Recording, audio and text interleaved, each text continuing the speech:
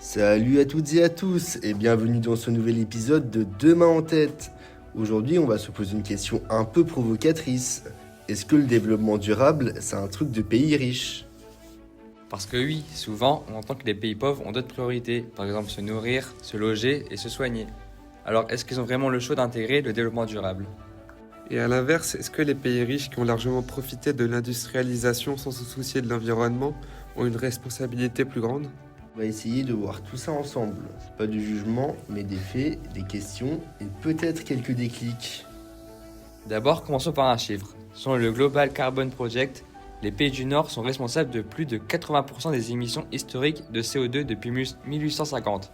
C'est énorme. Et ces émissions, elles ont permis leur développement économique, leur infrastructure, leur confort.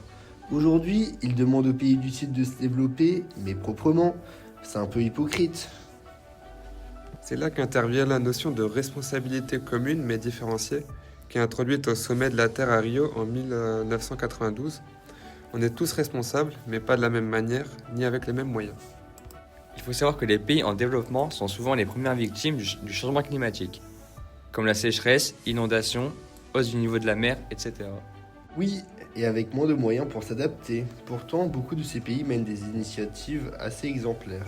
Par exemple, l'Inde investit massivement dans le solaire et dans le nucléaire, le Rwanda est en avance sur l'interdiction du plastique, et le Costa Rica produit presque toute son électricité à partir de ressources renouvelables.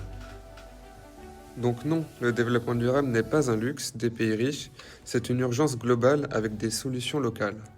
Les pays du Nord ont les moyens technologiques, financiers, politiques. Ils doivent prendre la tête de la transition. Aussi, aider les autres. Par exemple, les pays du Nord peuvent financer le Fonds vert pour le climat, transférer des technologies propres, ou arrêter la domination des pays du Nord envers les pays du Sud afin de permettre leur développement. Cependant, il faut aussi que les pays riches remettent en question leur propre modèle de consommation, donc avec les énergies fossiles, la surproduction et la surconsommation qui doivent être réduites au maximum, car c'est là que du coup le développement durable prendra tout son sens. Donc, est-ce que le développement durable est une affaire de pays riches? Oui, mais pas uniquement. Chacun a son rôle à jouer en fonction de son histoire, de ses moyens et de ses priorités.